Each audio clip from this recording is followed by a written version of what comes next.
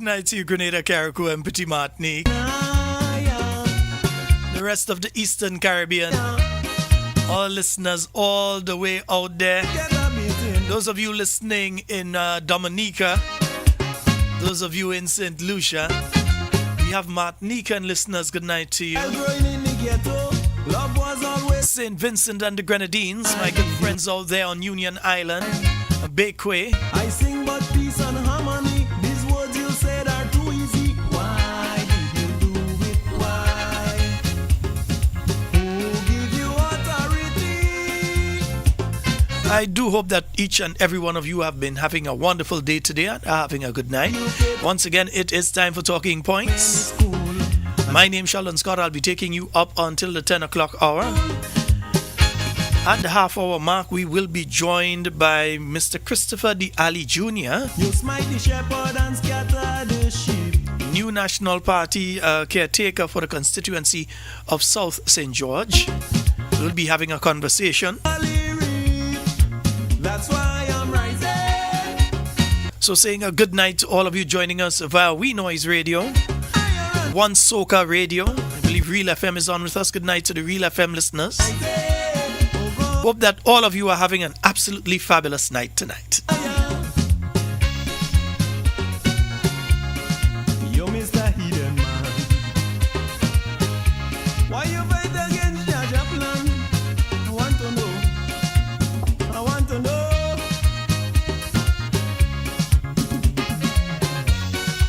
I'm rising high. Run! And let's see who's joined us on the Facebook thus far. Kamita McPhee, good night to you. Etta Batiste, Charmaine Ragba Singh, Patrick Merle, Nicole Alexander, Earl Benjamin, Yvonne Courtney, Wendy Ann Maguire, good night to you. Glenda Smith, good night to you.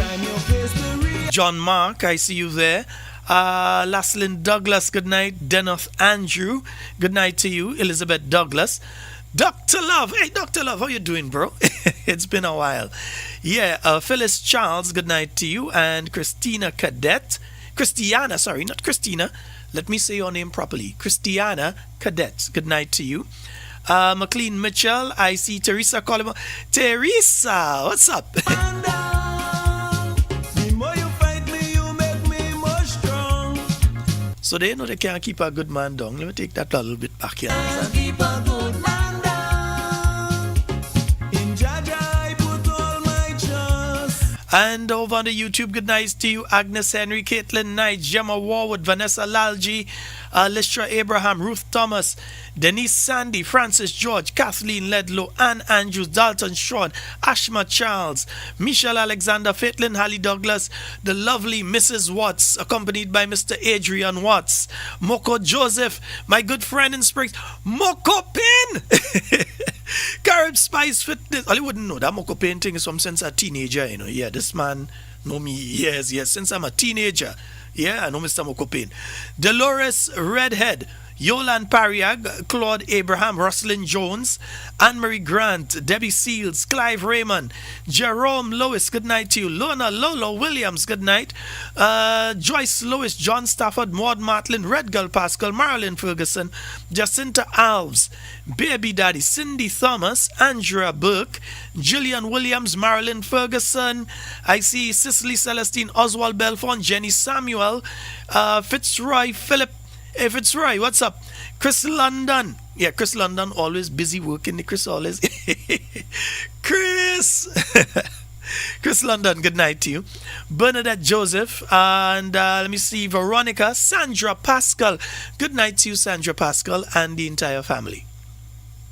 Yes, I see Veronica, Shajan John, Jackie Raymond, Norman Felix, Canis Peters, good night to you. Jefferson Hagley. And yeah, the whole squad coming out there tonight, man. Just saying a special good night to each and every one of you. I'm rising. Let me say a very special good night to you, Mr. Hudson McPhail. Hope that everything is going all well and okay with you. All things considered. Why you fight against Jaja plan? Hansel, Richard, Paula, night to all of you. I'm rising high. Good night to you, Mommy George, and of course, Camille Teresa Scott. Good night to you. With your brainwash education. You know, it's been a while since I've been able to see my good friend there. You know? Why? I'm not a politician. I'm a culture man with a vision. Why did you do it? Why? Yeah, it's been a while since I've been able to see Miss Jacob. I wonder if Miss Jacob gets the program. I know she was having some issues in being able to access the program. Miss Jacob, I always remember you, you know. Yeah.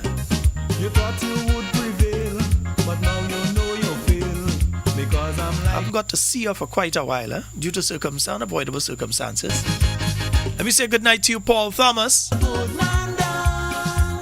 A calypso warrior is what I am. You cannot keep a go. Oswald Gilbert, good night to you, bro. The more you fight me, you make me more strong. And let me say a special good night to the staff at the new National Party Secretariat up there in Tempe. I'm rising higher and higher. Good night to you, Mrs. Marcella. I'm rising. I tried to pronounce the other name, you know I just get it wrong. I'll use the other one, Marcella Campbell. Good night to you. You miss a hidden man. You better change your plan. Fighting and never stop. That is what I'm gonna do. And folks, as I said, at the half-hour mark, we will be joined by Mr. Christopher D. Ali Jr., and we will be having an extensive conversation in relation to various issues. Yeah, nice. Yes, Mommy George. Yeah. No, it's the camera that fixed. Fighting and never stop. It's time you know. Until I reach the top. You got to let me go. Let me say a good night to my friends up there in Cloget. I'm the son of You know, I'll never forget you and I'll never stop fighting for you. and this ain't no mama guy. And we're going to take one more before we get into the first part of tonight's discussions. But you know what? In my father's house, there are many mansions. Mr. Stephen Celestine, I hope you enjoyed your birthday yesterday. For you, walking in the footsteps of the Lord. 98 and loving it, yeah? I wake up in the morning and before I eat my bread, brother man, I get on my knees and I give the praise. The day was not so moving, but before I go to bed, brother man, I get on my knees and I give the praise. 'Cause things could have been so different. Believe me. You didn't love me. I say things could have been so very different if you didn't love me. Job in my house, no man can break it down. Good night to the geezer. In my house, no man can break it down. I say, job in my house, nobody can break it down. Job in my house, no man can break it down. Good night to you, Zoe, and good night to Mommy and Daddy. Jah watch over right. Job in my house, no Michelle and Alan, good night to you. job in my house, nobody can break. And I'm seeing a good night from Florida. Destin in Florida. Job in my house. Good night to you, Destin. Good night to our Petition listeners. Don't feel like I forgot you all. You know the love is there. Your father, Our Jamaican listeners. Yeah, a short while ago I was looking at the swearing-in ceremony of the Jamaican Prime Minister, Mr. Andrew Holness. He made a wonderful, wonderful address, yeah? I If you get get a chance, you all should take a look at that one, yeah? when and what is They will be swearing in their cabinet tomorrow, will I get on which if Tevin and Andy had anything to do with it, it would not happen, but Jah build my house. You didn't love me. I say things could have been so very brutal if you didn't Go on, all you joke ants now. You know the ants now, so all you joke, you know. job in my house. No man Go stand up in the road in Jamaica saying that our Deacon Mitchell sent all you to get rid of Andrew Holness in Jamaica. break it down, no way. Job in my house. I think some Jamaicans, when they heard that, they say, oh, so that is what going on now. Well, if I wasn't going and vote for him, I'm voting for him now. If I was going and stay home, I'm making sure and come out and vote for him now. Jaja in my house. When they hear them two misfits talking, yeah, they decide, no, we have to secure the thing, man. Yeah, they have to save Jamaica. So they came out. It will be very interesting henceforth, though, to see the interactions between Mr. Andrew Holness and Deacon Mitchell. Yeah, it will be very. I've never really seen a photo of two of them together interacting in any significant way or so. It would be very interesting to see how that plays out from here, seeing that he sent two fellas to get rid of Andrew as Prime Minister. Yeah. Get on my knees and I give your praise. The comedy of errors and stupidity just continues, huh? If you didn't love me, Remember, folks, to hit the like button. I know this. And remember, folks, I am still looking for help for a mother of a differently abled child. She is not working. She has a medical condition. She is not able to work in certain environments. She has been actively looking for a job. That has not panned out due to the condition that she has. I'm not at liberty to go giving a medical condition on her, but she does need your help. So any of you, no, not to me, message me. I'll put you directly onto the individual. You can verify what I'm saying is the truth. You can verify for yourself, and then you can help the individual in whichever way possible. The father of the child is no longer alive. He's not alive. He has passed to the great beyond. So some people that say, well, where the father? That is the situation with the father. He has died. So the child is differently able, and the mother is struggling to send them to school. Some of you may be familiar with the story. You've heard it before. We need to continue assisting as much as we can. So if you can, contact me. I will put you directly in contact with the child, the mother, and you'll be able to assist, because I don't think that the child went to school yesterday. I'm not sure if they went today. I was unable to check in today, but they have been on my mind. We need to try and assist if we can. Sometimes it could just be $20, $100, whatever you can give to assist them. Whatever it is, let me know. I will put you directly in contact with them.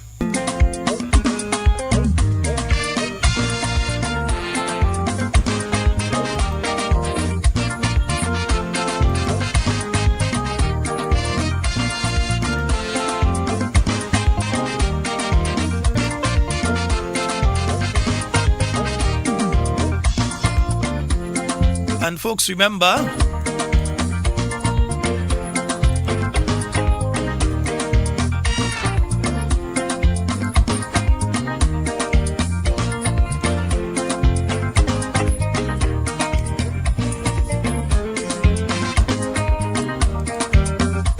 it's going to be taking place tomorrow out there in Wester Hall, St. David, at the Wester Hall Secondary School.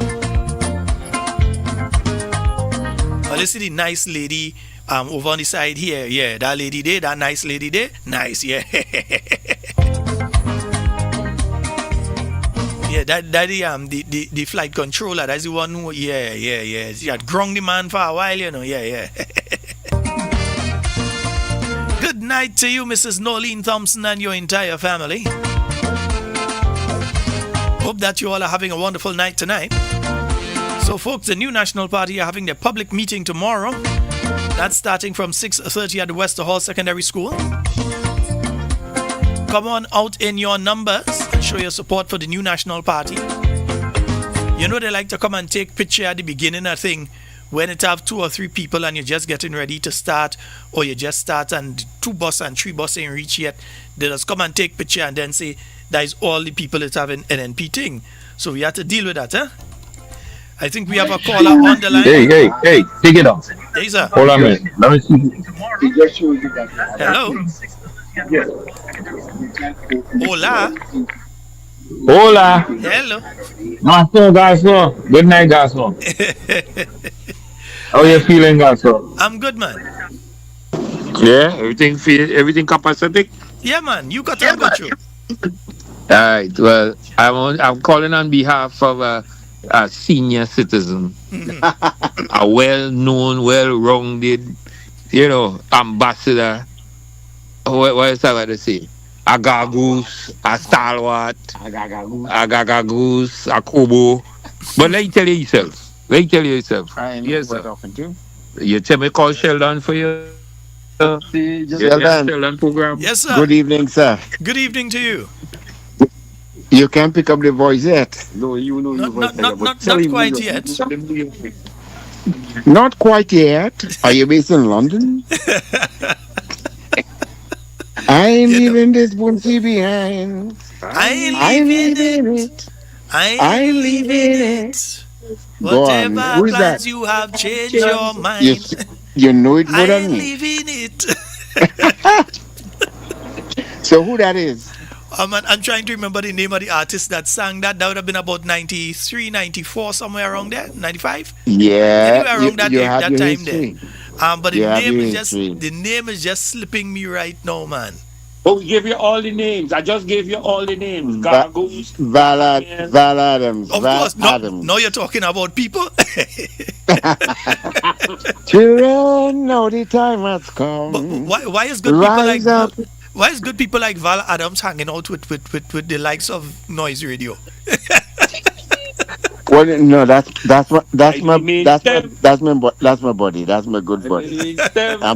I'm proud of the magnitude of um, the entertainment sector of our life. Yes, man. You know, he runs his life. I mean, online radio, and I'm a an avid listener.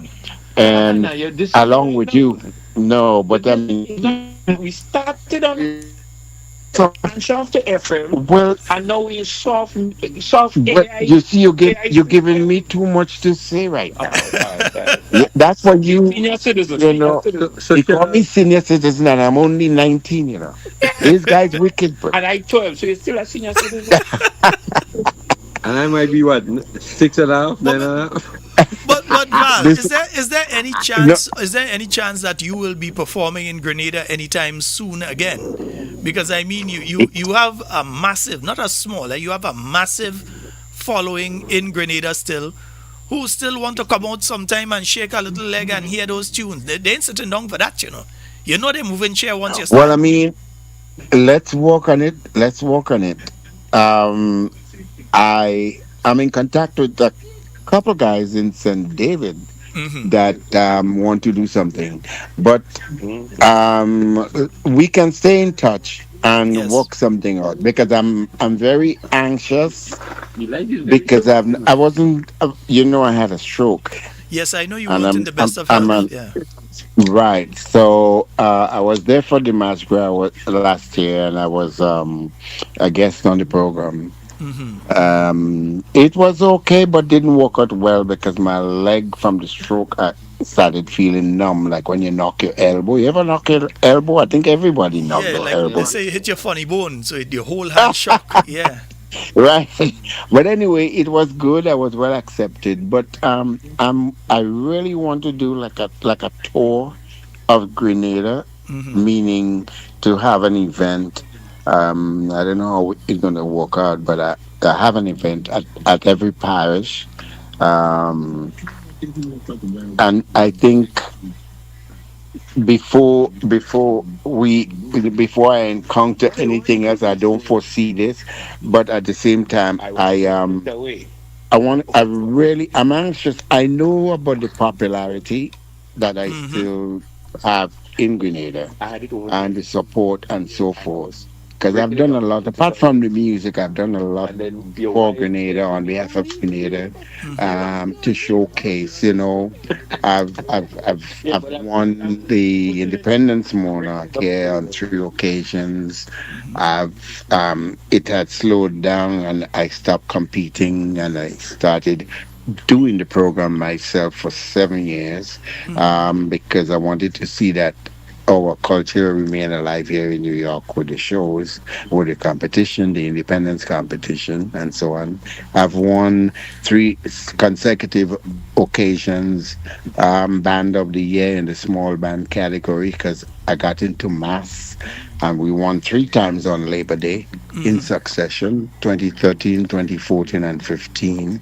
Um, it's a lot. Yeah, my history goes along. Somebody was teasing me the other. I hope I'm not taking up too much time here. No, no. When it comes to people like you have to give them the opportunity. All right. Well, I talk about the mass band on the Parkway, which the band is called 500 Strong, and I really intend to bring 500 Strong, the mass band, into Grenada soon. Lovely. Um, I have been honored by the New York City Council, which is basically the government of New York City, for my cultural contribution to the culture of New York City. Good, good. And You got a citation or uh, a proclamation? proclamation, which is the Proclamation. highest honor, Yes. and that was, I've got one of those from New York City as well, huh? yeah, yeah, yeah, yeah, Yeah, I've yeah, got one. yeah, yeah, yeah, yeah, yeah. Years ago. You hear the comments in the back for flying legal. And I've also on another in another angle of Val Adams, I've won the very first Carifta Games medal for Grenada. No, I did Uh, not know that. Give us a story of that one. Although we have a guest that is going to be waiting on us in the next 2 minutes, but give us a quick insight into that one. well, I made the team to Barbados in 1972, and I won I came second in the high jump in Barbados. I got the silver medal. And I captained the Grenada on the 19 soccer team for like 3 years.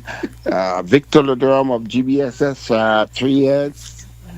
It's many. It's too much to cover in 2 minutes before your next guest. Come on, but I will get your information Please do. from Spice Ram, He will give you my and personal so that number. because something too. I'm not begging, but I want my flowers before I die. You deserve them. I think the entire Grenada populations in Australia, Nigeria, Germany, wherever. I know that people are asking me why don't they respect you more than they are. We're not hearing anything about you and what you have done for the country. Grenada Day, which is in existence right now, I'm the founder of that. Wow. And it's the biggest Grenadian entertainment project um wherever. You know, it's so much, but I don't like to do it myself and promote myself and boast myself. I stay in Here's the what background, as Spice Ram can tell I you, I don't because want I'm to very humble. I don't want to disrespect your achievements by only giving you a short amount of time. So here's what I would like you to for us to have a longer conversation. I will be doing a Friday night program this week. So probably on Friday night we can have a longer conversation because my guest, I realize my guest has signaled they're already on, so I've got to go over to that particular one. But let me tell you, I appreciate you. As the manager wait, move now, of the man. project, as the manager of the project, we accept. I will communicate with you tomorrow during the course of the day, and we take it from there. And here, Buddy, Okay. say good night. All right, gentlemen. As your manager, you Yeah. will come to You me. all have a Yeah, good and night. as Buddy is my manager, we gonna sort it out between the Body three must of we, body right? must be there in the mix. Body must be somewhere around there. So Sheldon. when he's Buddy. saying is he flowers we giving him tonight? We every day we giving him his flowers. Watch, we get him man a whole flower But they're shop. losing the smell fast. Yeah, he said the flowers we give him lose he smell fast. Is he 8, is he 10, 12 sour power beer he drink that he smell good? Have your guess on. All My right, my friend, we brother. catch up You later. have a good one. All right. Yeah. Yes, indeed, folks. We were speaking there with my good friend Spice Ram and indeed Mr. Val Adams. Many of you, in fact, most of you would know him and know his songs and so on. But our guest is on. Let me just do a voice check there and make sure that we're hearing the guest properly. Hello, good night. Sir, are you there? Good night, Sheldon. All right. Let me just fix that audio there because I was hearing you a little low. Go ahead, talk for me now. Let me hear you. Good night, Sheldon. How are you? Ah, man, yes, man, you're coming across nice, you know, man. Folks, we have on the air with us Mr. Christopher. Let me just move this thing here. Yeah, I had to move a little something here. Nice, right. We have on with us Mr. Christopher D. Ali Jr. And how are you doing, sir? I'm doing good, Sheldon. How is everything?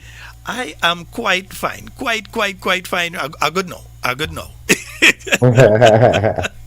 I'm glad to hear that, man. Yes, indeed. How have things been going for you?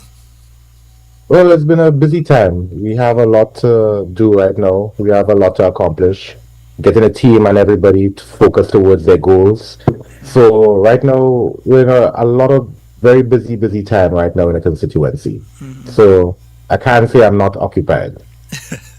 And then you have the largest constituency by number. In other words, the South St. George constituency has the largest voting population, while the St. David might be the larger by size. The South St. George, if I remember correctly, is supposed to be the largest by number of constituents. So you've got quite a large job on your hand. Yeah, I do. I will admit that it is true what you're saying that we do have the largest in terms of the voting bloc. We have over 12,000 registered people right now in the south and growing. So I would say we do have a large task ahead, but right now we're not. It's not a daunting task. I think a lot of these pockets of people who come to the south is a large by number, but they're huge by communities. Communities that make up that number is within reach and distance, as you said. St. David's have the larger geography, which is spread. The populace is spread among a large geography, Yeah, whereas in the larger south area. it's kind of condensed into small areas. So in terms of like, I know the number seems huge, but I think in terms of the South, the communities are quite compact, and it is something that we're constantly looking at to make sure that we do serve all individuals and be able to meet all our people who are in the South. But it's a tall task, and we will get there eventually. Yes, indeed. And whether it's going to Fenton Village or Guankai or going over to Belmont or Golf Course or wherever it is, Springs. Yes, Yeah, because Springs is yeah. part of South St. George, and yeah, wherever it is to ensure that you engage with the folks at different areas.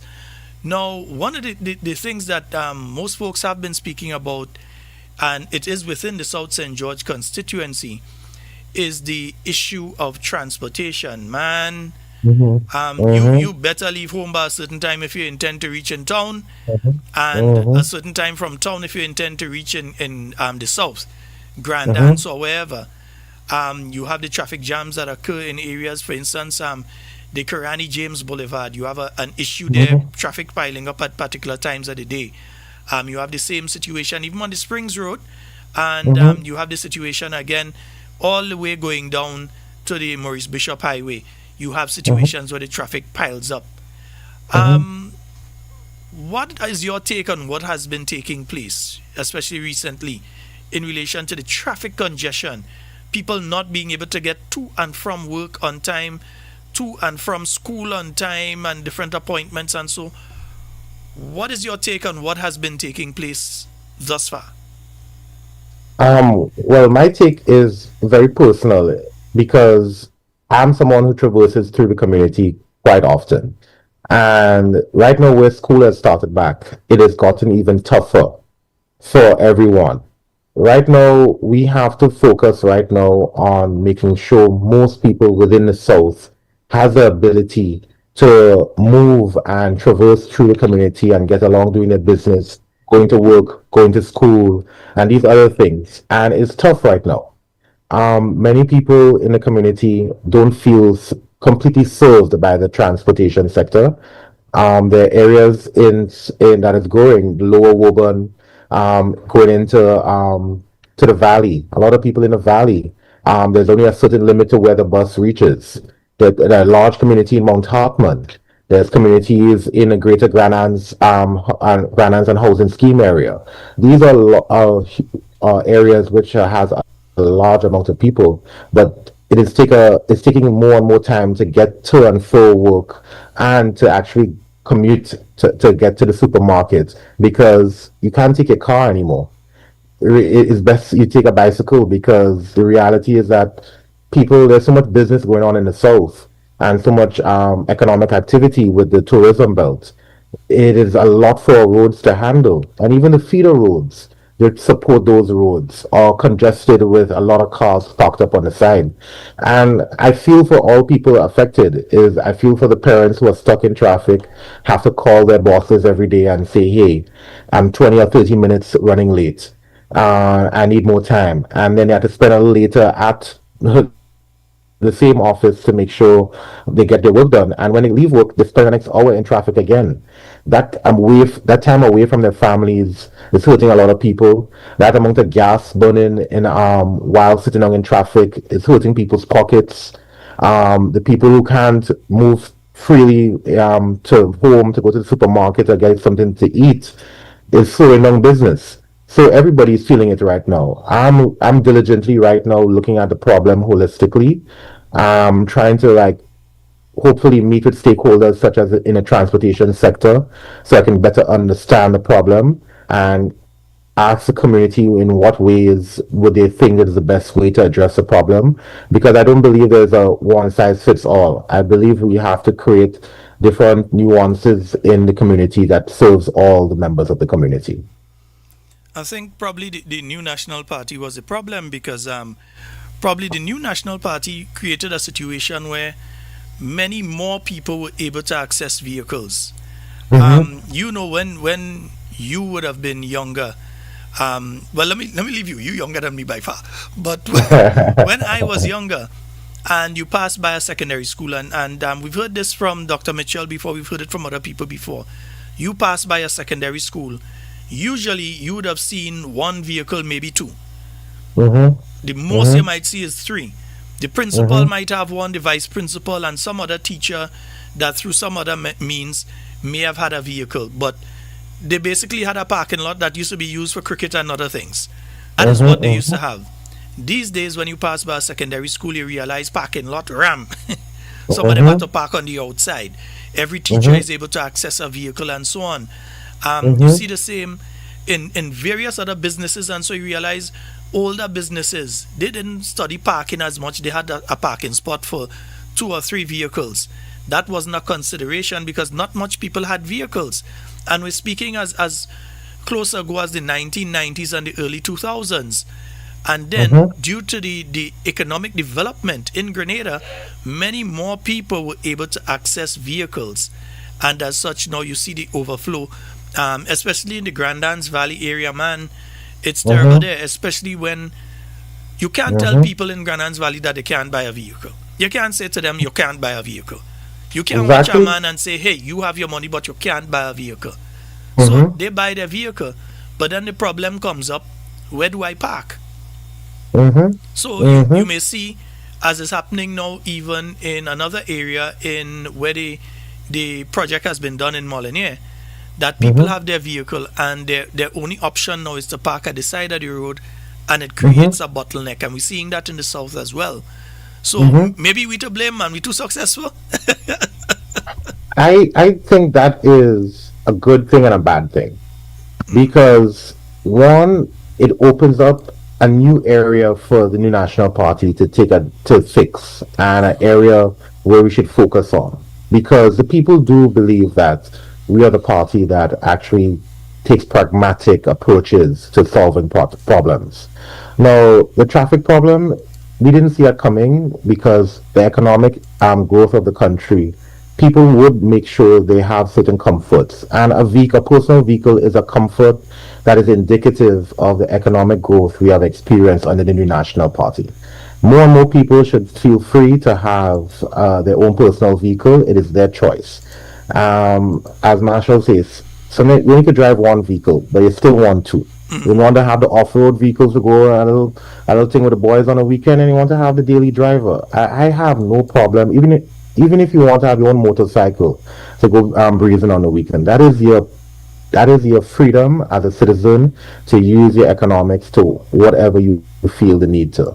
What I believe now, we need to start creating the frameworks of development, urban planning in our country that will ensure that these types of increase in assets by our people can be accommodated. So one of these approaches is one is bettering the public transport sector. That is a major thing that would affect the need for young people to go and buy a vehicle. So we should look at the problem really deeper. When someone in the business community deciding to get a huge contract and he needs employees to work late, or he needs additional employees to work an overnight shift, and those employees may live in Grenville and outer parishes, that will take a little bit of commute. That employee now that employer has to hesitate on hiring that employee because he knows by time 6 o'clock that person not getting a bus to get home.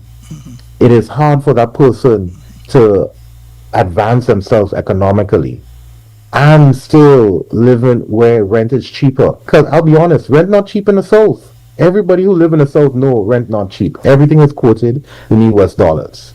So a lot of people who work in the South live in like in St. David's, St. Paul's, adjacent areas that are cheaper in rent, but they need that ability to commute to work every day. So we need to start thinking deeper on how we better the transportation sector. I don't think it should be a situation where it is completely all private.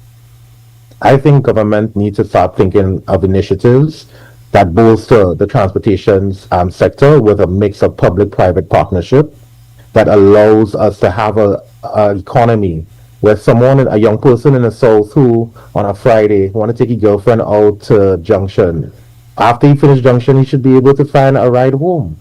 There should be a 24-hour bus going from the Sautels to the tip of the south of St. George's on both the East Coast and the West Coast, operating 24 hours a day. That should be the bare minimum of transportation in our country, so that at least on the main road, people will find a way to get to and fro from work or pleasure or whatever the case may be. They need to find a safe and reliable way for people to get home. Maybe more young women would not feel the need to get a private vehicle because they don't feel they can get a ride to get home after work. That is an important situation we need to look at and address in pragmatic ways so that we can find a solution that benefits the people. I often say on the program, and some people always say, well, why are you talking about that? But I'm saying it because when they try to thief it, people knows it came from us. Is that I believe that one of the ways that we can cut on the traffic going on into the south is use the other highway, the ocean, and that there should be a ferry that leaves right outside the bus terminal. There you have a jetty. That there should be a ferry that leaves there, going down to the south of the island. Whether you say every hour on the hour or whatever it is, and I do not believe it is going to necessarily negatively affect the bus drivers because the ferry will be going from point A to point B. It will reduce the volume of traffic that's going down, but it doesn't stop. The ferry can go into let's say Dusty Highway. It can go down into Lansapine. It can go up into Montu. You still need a bus to go into those areas, but at least it would reduce on the volume of traffic that's coming down. And I say that because, for instance, if I go to Trinidad now, my relatives are down in the south of Trinidad. There is only one thing that I really am afraid of in Trinidad or anywhere, and it's called the highway. I'm scared of the highway. That's the only thing that scares me in Trinidad. I'll go in any area. I ain't afraid of nobody. But you see the highway, that one I'm afraid of. So I would generally take a taxi and get over to Port of Spain and then take the ferry and go down to San Fernando. Get away from the highway totally. And then when I get to San Fernando, I take a taxi, go to visit my relatives, take a next taxi, back to the port again, take the next boat back up. I ain't touching the highway at all. So it is an option, even for people coming from the north of the island down to the south, that we should have a ferry service.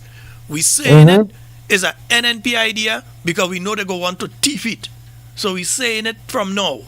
It is something that the new National Party government would be looking at, I am sure, because you need to reduce, because look at the wear and tear on your roads and so on as well.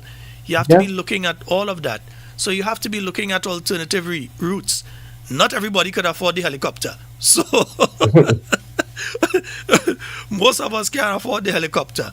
So if I there agree. is another alternative means that we can transport, and especially, and we're speaking the South here, because you let's say now is 8:47. In about 2 hours from now, you have some people that are finishing work Mm-hmm. that are living on the west coast Mm-hmm. that you will see stand up around by Keep Left, and you'll see Yeah. stand up around by the stadium flagging right trying to reach Yeah. home. Yeah. And if there is a service that gets a group of people from that point A to point B, you won't have this situation occurring. And it's a situation that has been constantly occurring and reoccurring. I know before they've asked the various hotels and so on to get together and to get a taxi, whatever it is, and pay for it to do that. But that is one option. But one of the ways government can step in here is by looking at that public-private partnership for a vessel to make that run. They're going up, I agree. whether it's 10 o'clock, whether it's whatever o'clock, they're going up. We're going up the west coast. I ain't too trust the east coast for a vessel. That water kind of different on the Atlantic side. But when you're talking There- on the west coast, it's much calmer, it's easier. There's a truth that nobody seems to realize is that the people who are affected most in this situation are the most vulnerable, the women and the young people, because they are not in a position all the time to like they first for a woman, she cannot bomb ride to go home. You know what I'm saying? It's unsafe for her to go and look just stand up by the road and look for a ride. That is completely unsafe for her and that would not is not possible. Now for the young men, yes they can bomb ride, but a vehicle is a passport to other prosperity, making sure they can take on an extra shift, making sure they can do a next side hustle. We're forcing young people that their only and first investment would be a vehicle, and that is a bad financial move for young people. You're putting their monies into a depreciating asset that no great real value can happen. So young people are not making that first investment in a piece of land. They're not taking that first investment in an appreciating asset because a vehicle is the only way for them to earn extra income, but also give them convenience and safety of getting home to their families. So we're pigeonholing our own young people in doing certain types of behaviors, and then complaining that young people are only buying vehicle and their first investment is only vehicle. We need to start looking at the problem at the root. And the root is that we need to create a better functioning system that helps people more economically to be empowered to make the decisions that make sure that their families are secure for a better future. So these are the kind of things I am thinking of as a caretaker for the south of St. George's. I know it is a problem that anyone who lives in the south can see every day. The traffic jams, I was driving through the south, it was smooth until I reached off by the stones coming up by Silver Sands. Once I reached there, I was in traffic for at least 15 minutes until Wall Street. And sometimes, depending on the time, if you're coming out of Grandlands, you could probably stuck on the stretch for the next 15 minutes after 4 because everybody from Clare Harbor and all those other call centers are pouring out at the same time. We have to start looking at how our industries and our people are moving and have adaptive urban development to make sure traffic is not bottlenecked in certain parts of the constituency. We have to create the type of road network that alleviates that traffic. I'm seeing it, because we've seen a lot of traffic coming over all different parts of Montu to avoid traffic. People are getting creative to avoid the traffic. And we have a really good road network, which has been developed by our administration in a huge way. We always develop roads. And I'm glad that people are finding those roads useful now. But I am seeing right now, we need to start going to the next phase of development and start making sure the new type of development is facing the problems that our people need addressing right now. And that one is transportation and our traffic situation in the south. We want to grow business, we want to grow economically, we want more hotels, but we need to address the traffic problem because if the arteries are clogged, no way we can grow economically in this country. Our arteries, in terms of transportation and free movement of people, needs to be addressed. There have been assessments that have stated that Grenada is losing millions on a yearly basis due to the fact that people are arriving late for work, low Hmm. productivity, that the time that people should have been on work and are not able to reach on work due to no fault of their own. They may leave early, but because Yep. of traffic congestion and they can't get to work on time, that as a country on a whole, Grenada is losing millions of dollars on a yearly basis due to people not being to work, reach to work on time. Hmm. And this is Hmm. something that we definitely must look at. Yeah. Productivity is a huge gauge in a country's GDP, you know. How much we get done within a 8 hour day. That's a huge part of gauging our efficiency as a country. And right now our productivity is being hurt dramatically by problems in traffic. And right now it's not getting better, but we need to start thinking deeper about the solutions. And right now within the New National Party, we are really thinking about these problems. And you mentioned it in passing earlier, but one of the things is that under the new National Party administration, we had capped the price of gas at Yeah. fifteen Oh yeah. dollars. Yeah. Now you hear people at the point in time, people say, well, why keep it at $15 when we could give you for less?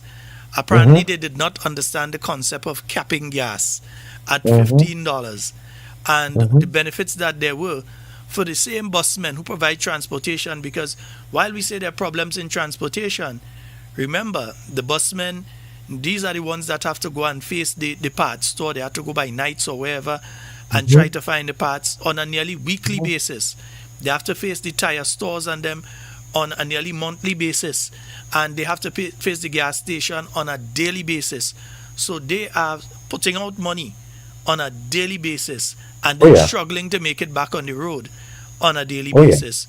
So their struggle has to be taken into consideration when we're speaking about transport Oh yeah. and the fact that what the government has done there. Because what happens if the price of gas when it's calculated comes up at $17 now? You pay $17 because they removed the cap that before would have saved you that $2 extra and you'd have gotten it at $15.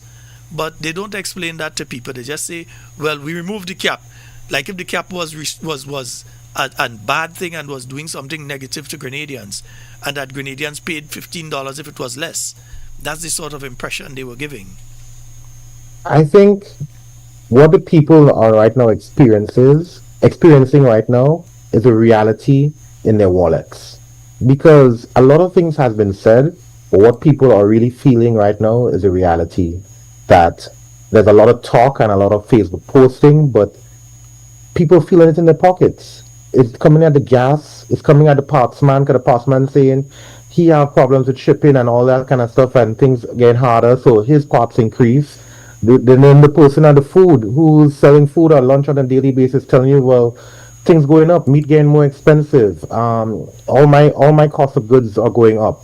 So everybody everywhere is experiencing some sort of dramatic change to their businesses, to their livelihoods, to their families. And the reactionary thing is not everybody just give more money. You can't just increase everybody's salaries to accommodate everything.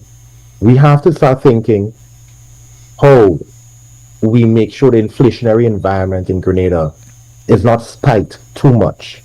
One of the things, like you mentioned, was the cap in gas.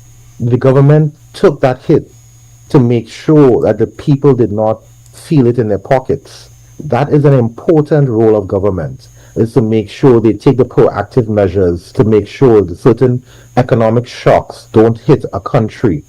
And that is what NNP has always shown to do, was to start thinking about how does it affect the people and how can we make sure that the people can take this within a gradual way and not just dramatically put some people in some compromises where they have to choose using their vehicle, or making sure food is on the table this week. There's a lot of different things that people have to like make compromises on now because things are getting stretched too thin right now. So everybody's taking compromises. I'm meeting a lot of families who are suffering and they're hurting in different ways. They're bawling with their mouth closed out of pride and so forth. They don't want to go around asking people for help, but they need help. And our countrymen in Grenada are proud people, and we don't. No, nobody wants to ask for handouts. Everybody just wants a direction. Open the door. Open through legislation and other tools of the government that allow people to catch themselves economically so that they can help provide for their families. And this is one of the major things like NMP has always looked at measures to not increase the inflationary environment.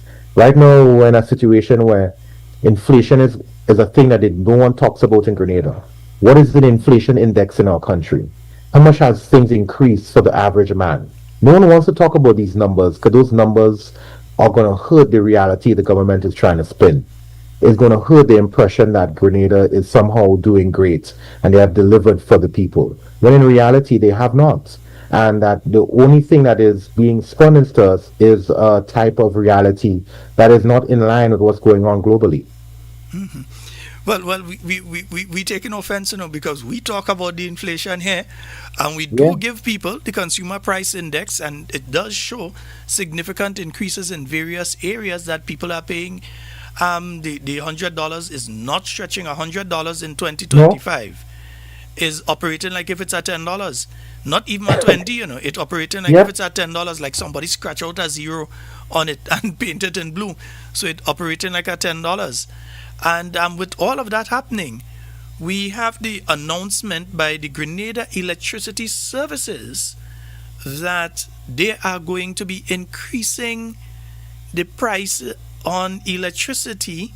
Is it at the end of this month? Yeah, at Yeah. the end of this month that they will be increasing the price of electricity. Your views on that? What is taking place there? And was that absolutely necessary in the first place, considering what the New National Party did before?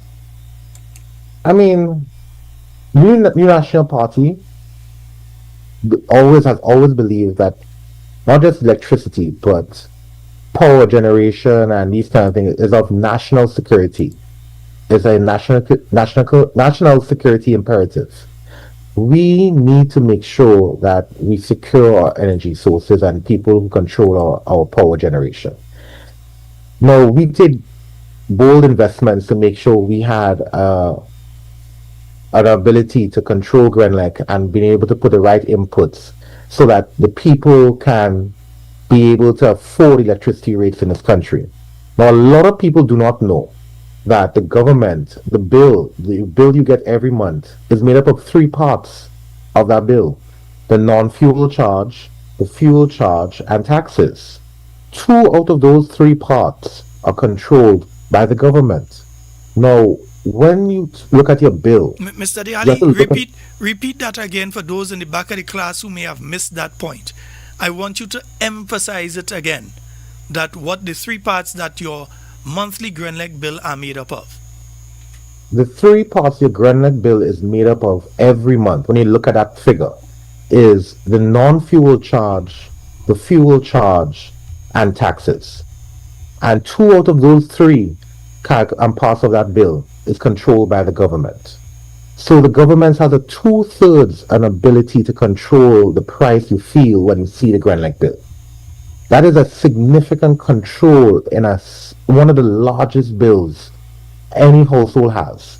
I'm a young person and I have friends and they will tell you when you started to work, the greatest fear is when your parents give you that Grenlec bill. It was like, I'll take the Wassa bill, I'll take the flow bill, but oh gosh, don't give me the Grenlec bill. No young person want that Grenlec bill because they know that Grenlec bill is it's a grizzly bear bill. It comes 1 month it be 7, the next month is 8, but it definitely not dropping down. It only going up, and that is a significant concern for every family. And when you see a government who so nonchalantly just allow the non-fuel charges price to go up, and increase the bill on the people says to people that you don't understand the plight. How do I feel when I have to pay the monthly bills? I don't want to be in arrears. I don't want to always be struggling to pay my bills. But the government seems to be constantly, as people are just barely treading water, just coming along and pushing them deeper in under the water. That people are drowning right now. And the government is not seriously looking at how they can alleviate these inflationary shocks that people are feeling in their bills. And what happens when grocery? I know we import inflation, but come on, what are the strategies you're using to make sure the energy environment is of the future? We're talking about Grenlec and stuff. We're not talking about the climate smart solutions that they can also be engaging. Why, after 3 years in government, we're still at a very low percentage of renewable energy on the grid? Why hasn't it been a hallmark of this government to make sure that over 15 or 20% of the grid is renewables, so that we don't have to worry about buying new generators and constantly updating Grenlec's machinery? Why are we not trying to make sure people have access to low form to import cheaper types of batteries and solar panels so that people can become energy independent instead of going onto the grid? Why are we not choosing these types of ways to ensure that Grenadians have a safer future for climate shocks? So that when a hurricane comes and we're down, the grid is down, it doesn't take a family months to get back onto the grid. They have necessary solar panels and batteries. They can be up on power the next day. These are the type of things, that kind of sustainable development we need to start talking about in our country, and how we create the policies and a framework to ensure that our country is on that trajectory. 3+ years in government, and I'm sure the percentage of the grid where we're using fuel versus renewables is still maybe 95% or 99%. No one is telling us those figures, but I would love to know. I would love to know what is the growth in our strategies to make sure we have less people reliant on Grenlec, because Grenlec is not seriously helping out the people. We're not feeling that. I understand that Grenlec does their corporate social responsibility and they do give back to the communities. I'm not chastising that. That is of any corporate citizen. That is their obligation to the stakeholders of the community to make sure they give back.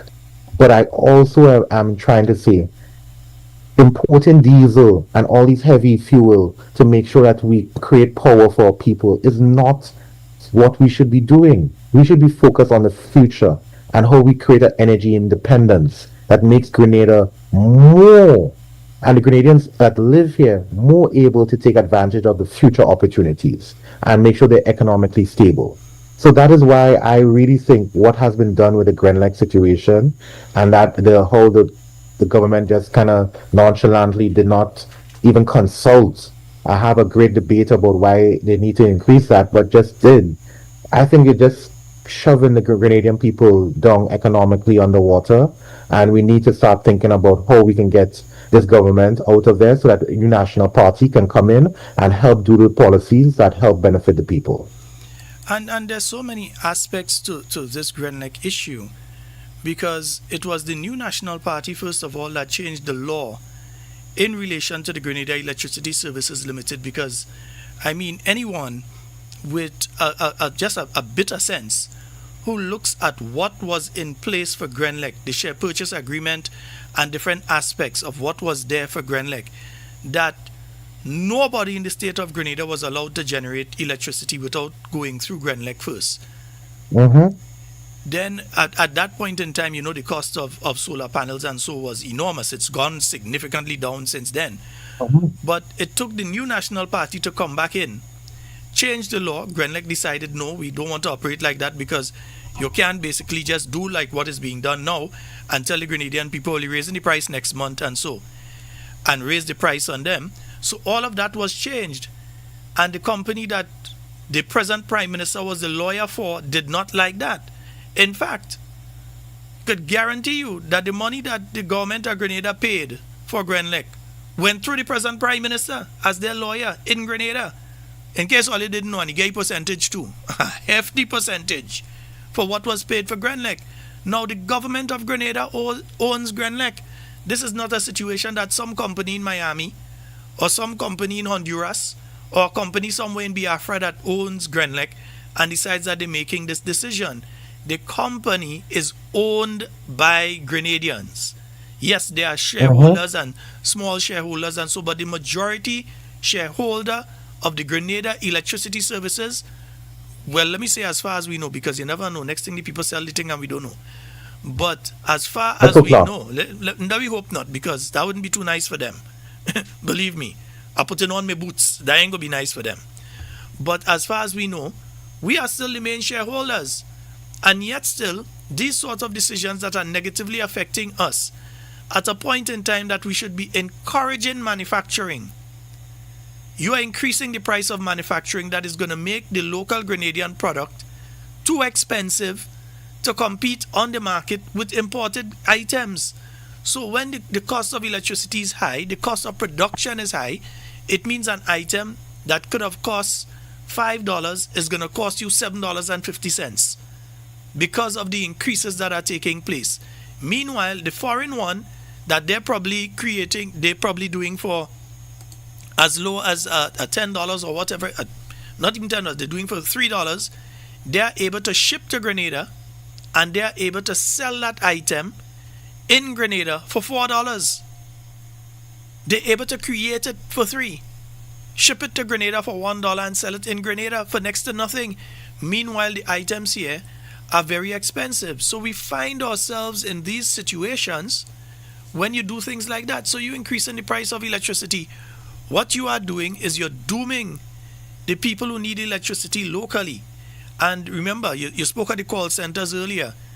In the US government right now, there is a law that they're looking to pass that is going to affect the call centers, not just in Grenada, in the Caribbean. You're talking about 40,000 jobs that are in danger.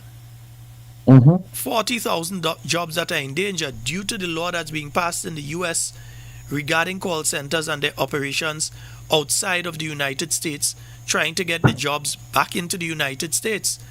And it may, once that is passed and confirmed, will affect countries like Grenada and our call centers, and so that provide literally hundreds of jobs to young folks, whether it's Clay Harbor or KM2 or whatever, that provides these jobs for these people that you may see in the short term, not far away. In the short term, you may see some of these companies wrapping up and moving back to the US.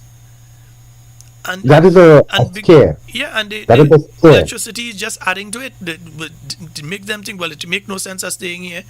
The electricity is going up by 25%, whatever percent. It makes no sense I'm staying here. When businesses will tell you one of their major costs outside of staff costs is power generation, power costs. How much AC they use AC all the time. They use power all the time. Sometimes servers are on all throughout, and they have to keep those servers cooled. These a lot of businesses have huge electricity costs. Now, it's part of the cost they put onto the goods and everything. Now, we all know some costs we can't run away from, and power is one of them.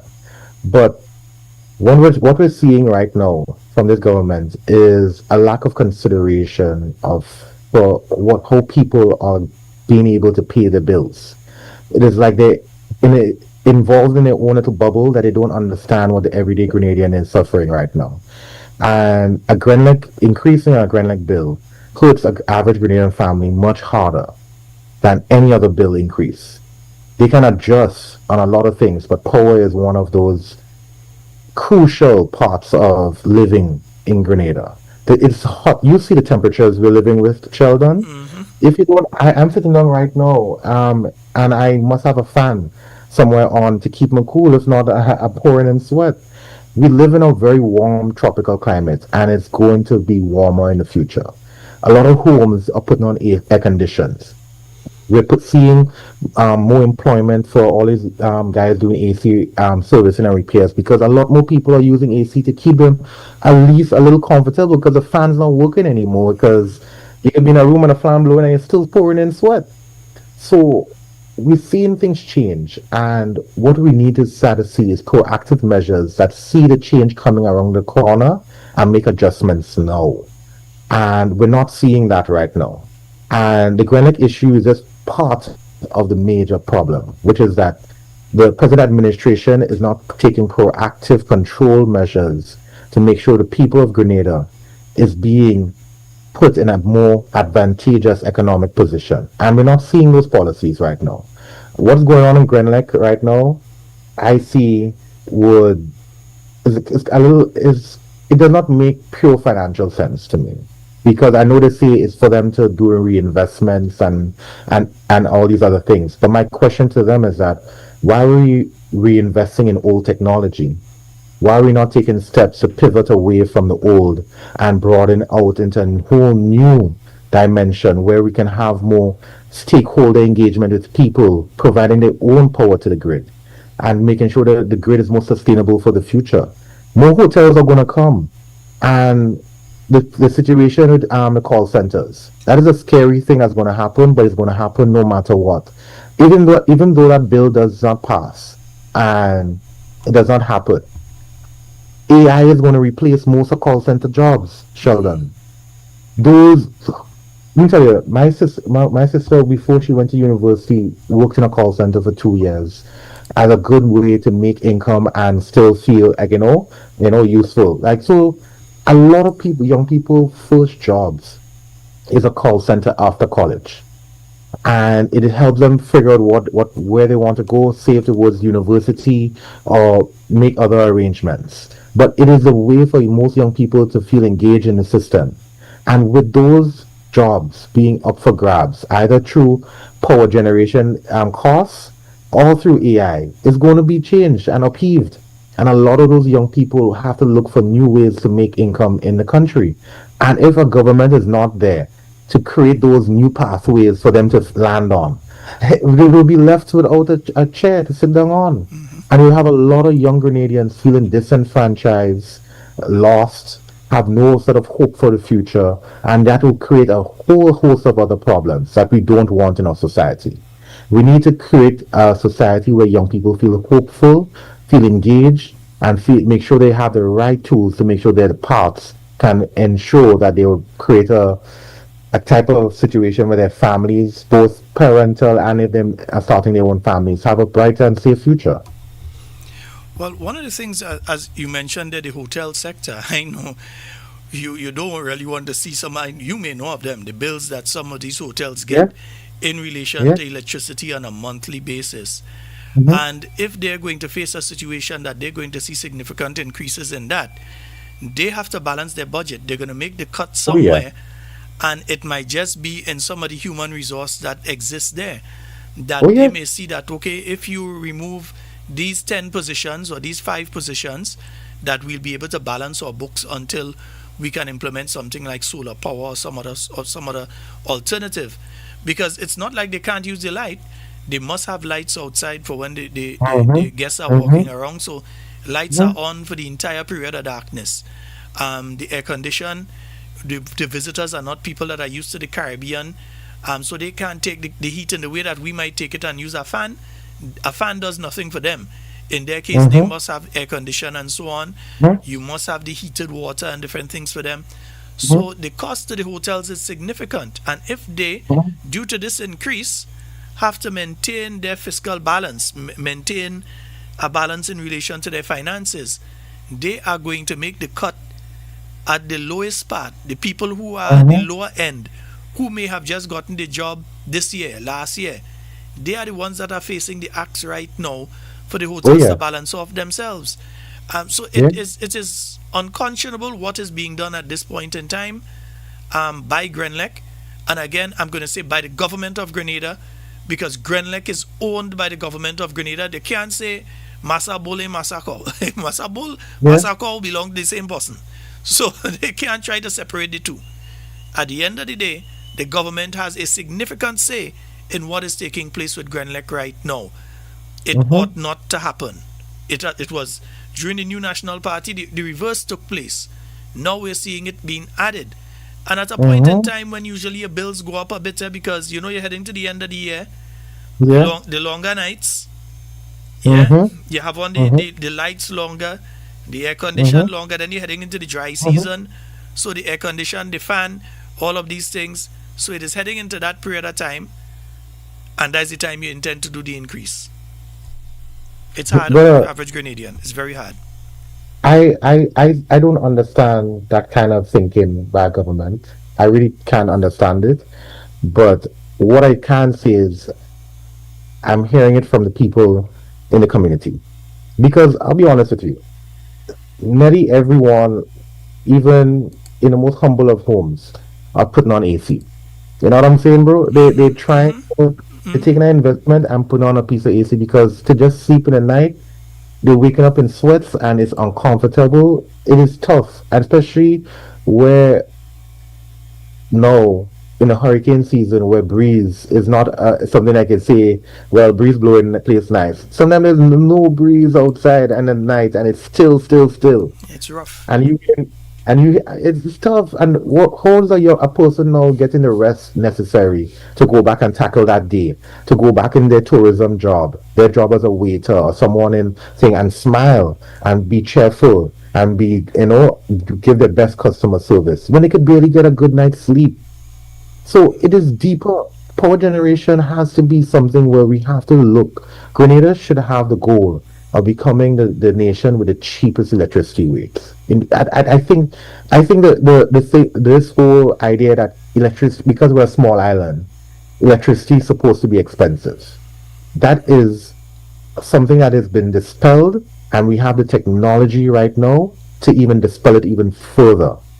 We should not be worried about what how much power we have in the country, and if we load sharing and this generator might be down and half the country had to like, change up their power arrangements. I was in Carriacou over the weekend.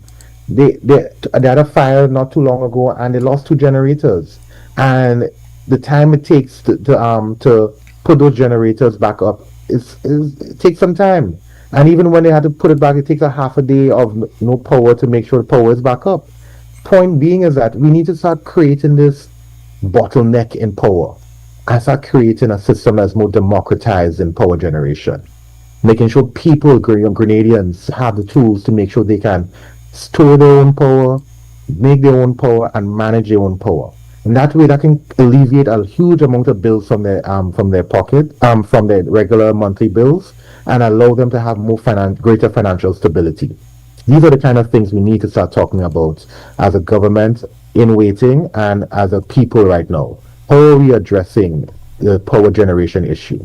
We are supposed to be creating plans that allow this country to be more free of fossil fuel generating power. And we must remember that under the reign of the new National Party, several initiatives were taken in relation to the removal of certain taxes in relation to Yeah, solar panels and all of those things so that you could yeah, get them in cheaper, and incentives, changing the law to allow people to self-generate and so on, yeah, which is one of the main reasons that WRB decided, well, now we ain't want nothing to do with Grenada again if people could self-generate, to allow others to come into the market if they so decide, and they yeah, can generate, feed into the Grenlec grid and yeah, offer the service at a cheaper rate and so on. All of these things were put in place during the reign of the new National Party.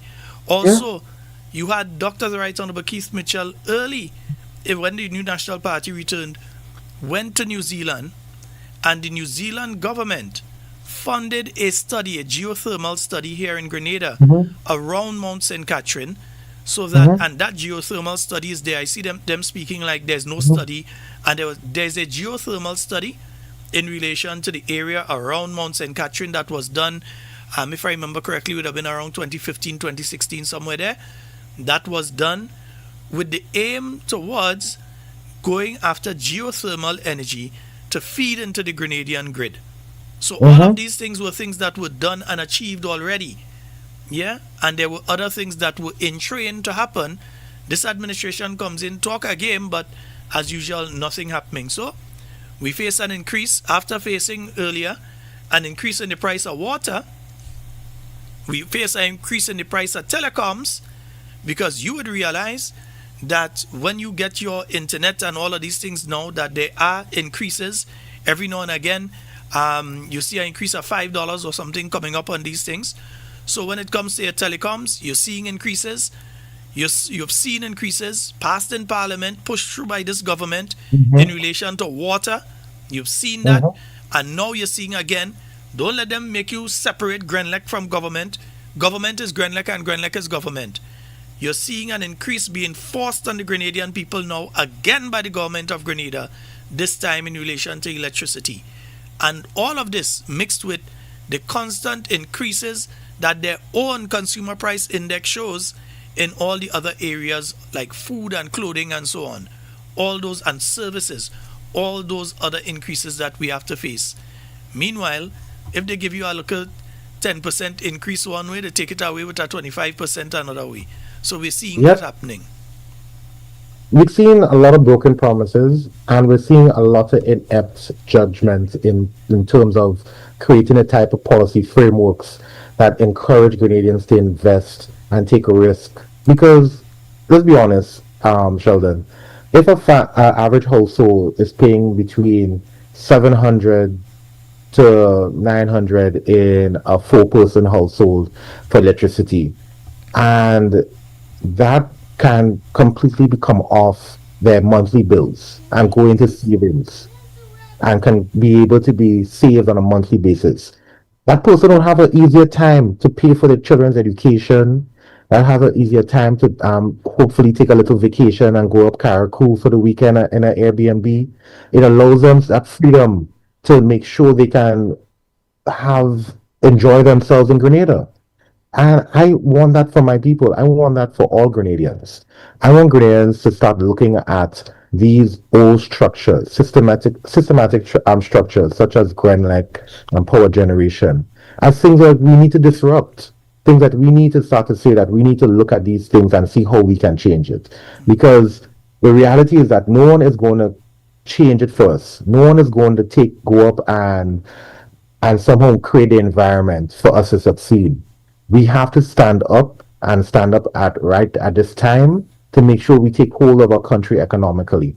Because what is happening right now, due to the to most of what's happening in the world, globally, we need to start creating a system in Grenada that can handle different types of shocks, either by trade, or rather by power, rather by fossil fuels coming to the country consistently.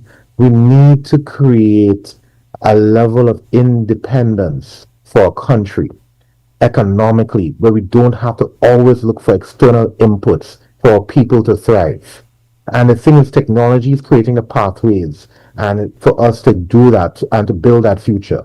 But I'm not seeing the type of proactive measures being put in place for Canadians to really truly grow this economy out, because there are young companies in Grenada helping transition this country from a fossil fuel country to a country that's in all solar panels, batteries, and different types of generating power.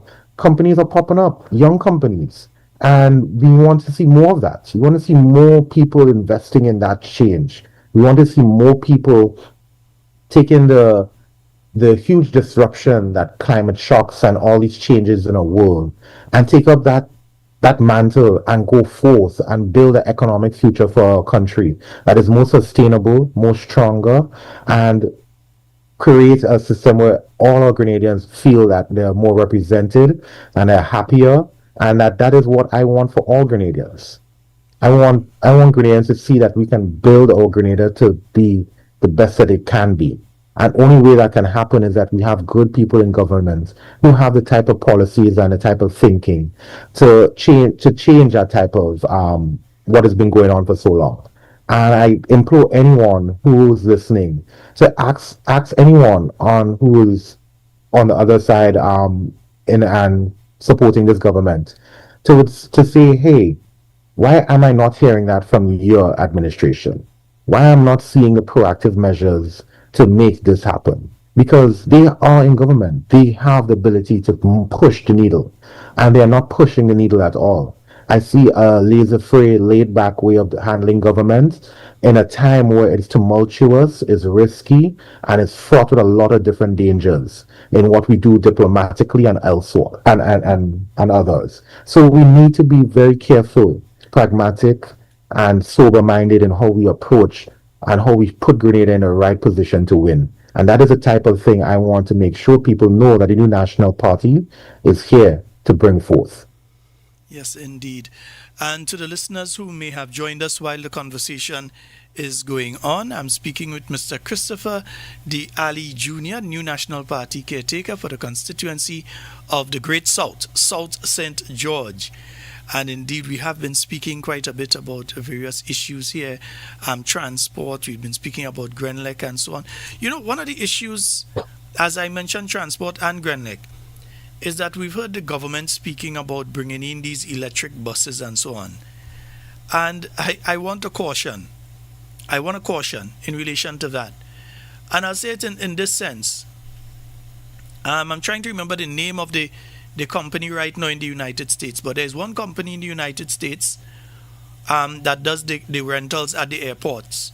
So you could go to the airport and you rent a vehicle. And they changed over a significant portion of their fleet into the eco cars, as they call them, the battery operated cars and so on, only to find out that the cost of maintaining them was nearly 10 times the cost of maintaining the normal gasoline vehicles and so on, and that it was costing them millions of dollars in upkeep for these vehicles, where it would just have cost, in some instances, in some areas, it may have cost a couple 100,000. It was costing over $1 million to upkeep these electric vehicles and so on, the batteries and all of that. So that you have to look not just at, oh, it's good for the environment and it's nice and we have these vehicles with the batteries and so on. When the batteries are finished, where do you put it? How do you dispose of it? How much does it cost to upkeep these types of vehicles as opposed to upkeeping a traditional bus, a diesel operated or a gasoline operated vehicle? Is it cost effective to operate the other vehicle with the batteries or the vehicle with the diesel or the thing? In the interim, while the technology develops and so on, and you get to the point where it may be cheaper to actually buy and maintain the other vehicle. Instead, this government just jumps up and says, we go in and buy some electric operated bus and so on. We go use that to pick up the children and so on. Without consideration, that company ended up having to offload most of the vehicles, the electric vehicles that they bought, because one, people were not using them, and two, it was very, very expensive to maintain them. So when you hear things, sometimes they sound nice. Oh, we're going to get electric vehicles and we're going to bring them in and we're going to use the electric vehicles and so. But then you have to consider the other aspect of it. What is going to happen at the end of the day when you have to fix these vehicles? When you have to dispose of the batteries that have a lifespan, you're going to have to get rid of these, and you have to find a place to put it. Are you going to put it in the landfill where the lithium and so on seeps in? What are you going to do with these when that time comes? So it sounds nice, but at the end of the day, is it realistic? Is it economically viable? And overall, is it sensible? I am a huge advocate that most of our world, in terms of commercial transportation, would go to batteries. The battery technology right now is, I call it, in early adoption stage. I believe within 5 or 10 years, there'll be so much dramatic increase in battery technology that batteries would be the norm going forward. What I do think is that what you're alluding to is that we don't have an economy built around batteries yet. You have a man who you could go on fix your vehicle, go on you could fix your radio, do all kind of different things. A lot of different mechanical Welding your people. radiator and thing for you, yeah. And I mean, the amazing talent we have in mechanics in the country, and that is there. But do we have the type of recycling companies that will be needed for those type of adoption of those technology? Even if with the solar panels, What happens when a hurricane passes through and a lot of people's roofs with solar panels go off and they're damaged now? What are the ecosystem for those solar panels? Do you have a recycler able to take those solar panels, ship it down, get it down to its raw materials, recycle it, and sell it back onto the open market? Because there are companies doing that right now, taking all those battery things, getting it back down to the base raw materials, and then shipping it out globally and making a huge profit. There's value in the chain in terms of the economy of scale. You can have an adoption of the battery technology and all that within the Caribbean context, like especially Grenada, for commercial things like buses. I'm not against the government in that. I would say I implore the thinking. My question is that is it a type of thing where we're just rushing forward without thinking about what do we do afterwards? As you said, what happens if there's a battery fire, my brother, in the tongue of St. George's? A vehicle going on battery. There's kind of the fire truck cannot bring water and douse down a battery fire. It's completely different. Lithium ion battery fires are much hotter and they are much faster. So, what are our protocols for dealing with these kind of things? What are the safety protocols being developed? We are not talking about this in a pragmatic manner, in my view. We need to start creating these things. And even though if there are these documents being created, I would like to say we need to have more transparency in the thinking of a government. Because the NDC used to be the government that used to tout transparency and all these things. But we don't see transparency right now in this government. There's no transparency to understand what is this type of decision making processes and how are we getting to these conclusions. So I'm saying I believe battery adoption is something that's going to be a reality for us all. But I'm wondering how are we creating the ecosystem that supports that adoption? What are the recyclers involved? Who are the recyclers? How do we dispose of these things? How do we maintain these cars and these buses? What are the type of education we need to shift our mechanical people to go in China for 3 weeks and understand how to change out batteries and create new other businesses that help support that industry? What is our thinking in that? Because we can't go and bring in a bunch of battery technology and it can't send home take away the business from all the mechanics in this country. We have to figure out how we incorporate a system where everybody feels included. So if the man don't want to fix battery technology and he only want to fix mechanical, that is his right. But if a young person say, bro, I want to learn to fix everything, then I would love to see that person go and learn how to fix a lot of these cars. Maybe one day that young Grenadian might come up with a whole new battery technology to make the system even better. We have a lot of talent in this country. We have to allow our people to find the avenues that best suit them in this new world. And that is what I want to encourage.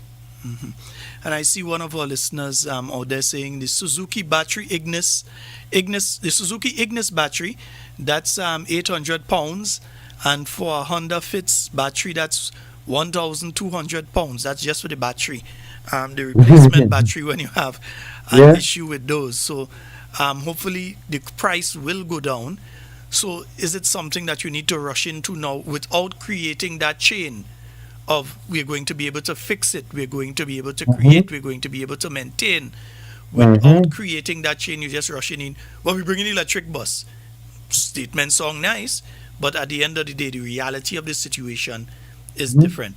It's now 35 minutes after the hour of 9 o'clock. Before we run out of time, I want to speak to you about a very important issue. We've heard various stories about that Woburn Cliff project in South St. George. Indeed, you know, with any project, you expect that there will be some inconvenience to the people in the area and that sort of thing. What is taking place with that project, right? That project ought to have been completed over a year or more ago. It is still there. We're not hearing much about it.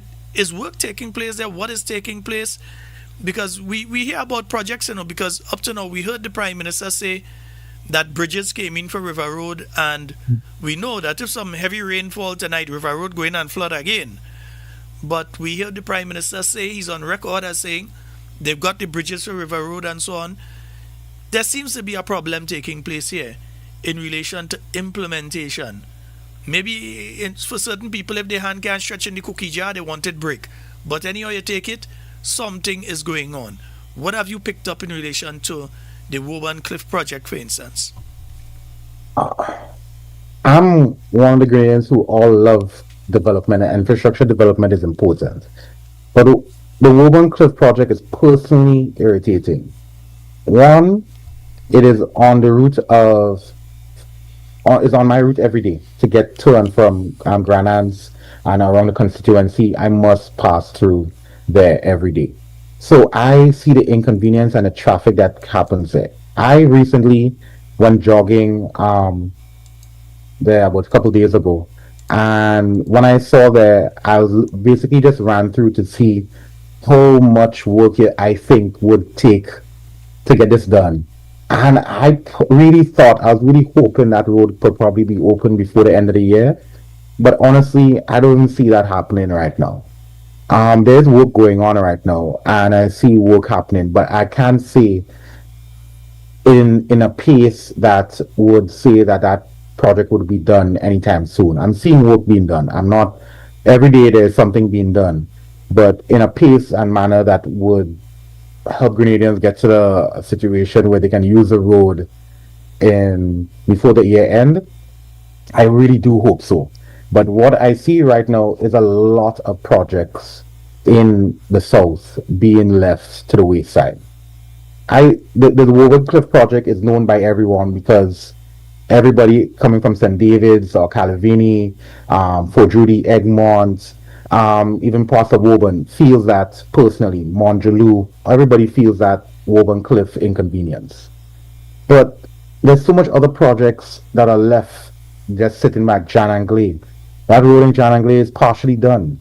It's not even fully done. And it's still hard for vehicles to pass there. I passed there with a car the other day, and part of the road was so high that when the vehicle came off the ledge of the road, I swear we root off the bumper because it was so steep compared to where the road is. And that's something that no one can really see until after you go through it. That could wreck someone's vehicle. That's the next cost someone has to take on. I'm looking at all the projects like the supposed Fort Judy fish market. I have that's something in my neighborhood I want to address because I have fishermen who operate within the neighborhood. I sometimes buy fish from them, sea eggs, lionfish. They are there all the time. They have their boats on Fort Judy. The minister came in and promised them he'll do a fishing situation, either, I don't know what it said, a fish market and lockers and whatever for the fishermen. I was like, oh, it seems like a good idea. But when I saw that the minister did not even engage planning and environmental concerns in terms of how he's doing that, he just put up some steel and some framework, and within a couple of weeks planning stopped the project. And now every day the people who come to Fort Judy Beach to bathe in the morning, the people who camp there when there has a public holiday, the people who use it for fishing, all have to be reminded of that steel and blocks that's sitting there waiting, nothing happening. This is constant throughout our constituency. Projects that just seem to start but just stop. No question on where's the funding, how much money has been spent, how much money we need more to spend. Is it even going to happen? Was it just a pie in the sky? There's so much questions left unanswered by the time when we watch these projects. And I am starting to ask questions all about the constituencies. I'm seeing things that's being done with no true consideration on the future and even the present. We're not even consulting the right engineers, the right people who understand, the technocrats that make up a country, to lean on their acumen to make sure that we build things that incorporate and facilitate all Grenadians. What I see is a bunch of haphazard movement where people are just doing things because it is doing things, not doing in the manner that reflects a government that is thinking about the problem in a proactive manner. and how to address it in a way that our resources are not endless. We're not an oil-rich nation. We don't have money just pouring out. So the resources that we spend from our tax dollars to build things for our community has to be done in a manner that ensures that all Grenadians feel that we're getting value for our money. And I don't see that being considered at all. I just seeing projects that 1 minute it was proposed to cost 2 million, then cost overruns to 11 million, then more cost overruns to 5 million. Then we don't even know what's the cost overruns anymore for the cliff project. We don't know how much that cliff project is costing the Grenadian we people. hear a man get Ivan fixed, we hear money pass or that. You don't say nothing. We hear a man get Ivan fixed, we hear other things, but we ain't hearing about the project finishing. And there seems to be, and I think Fadu or one of them were mentioning earlier, there seems to be a problem as well when it comes to giving deadlines in relation to these things, saying Yeah, this project will be finished by 30th of November, this project will be finished by 31st of December. There seems to be an issue with giving valid deadlines and saying this is the deadline that this will happen by and sticking to that deadline. There seems to be some yeah. sort of problem with that, like the Fred. No, no, no. I think they don't want to be held accountable to the people because at this point they just move in the goalposts. Because to put on a goalpost, it'll actually say you have a goal right at this point. I think right now we're just living in a system of governance where we're just hoping things get done at this point.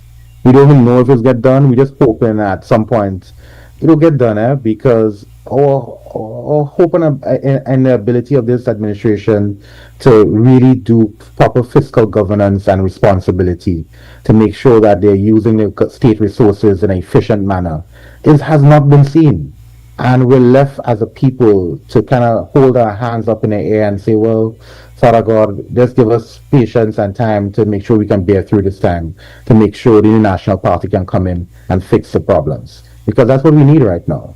We need good governance and people who understand how to get projects done. Brother Nolan Cox was one of our best people in terms of dealing with infrastructure. A man who's doing his master's in project management. That is on the team of the National Party.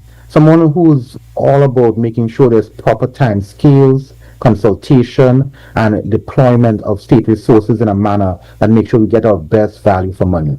These are the people in the new National Party that are there to make sure that we can do infrastructure better than before and make sure that our money is getting deployed in the right areas of our economy.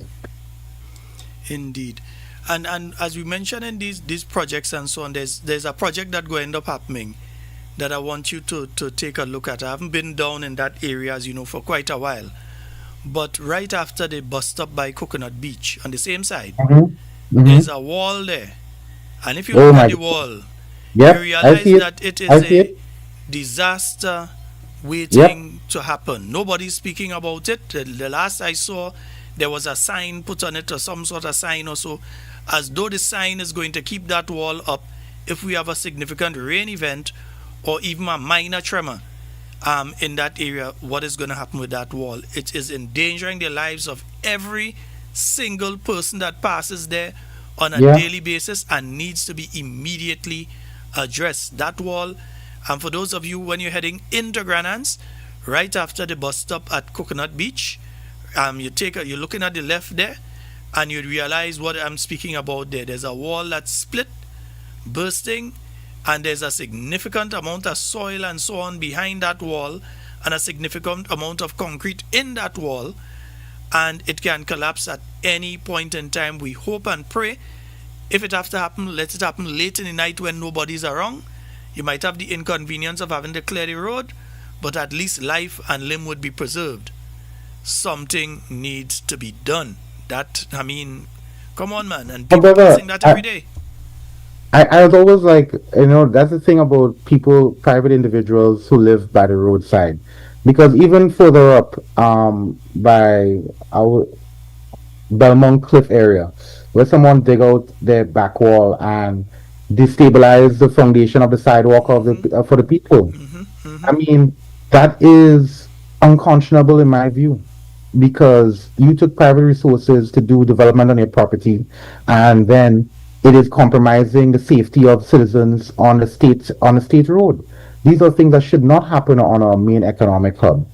that person should be held accountable to for that situation to make sure that that wall is upheld so that if anybody traversing on that sidewalk may not fall and damage itself or hurt or I hope not ever get hurt to the point where they may die. But I pass that wall, that same wall, Sheldon, and sometimes I'm traffic tight around there, so I'm literally parked up there and you're watching the wall and you're watching the sign on this wall.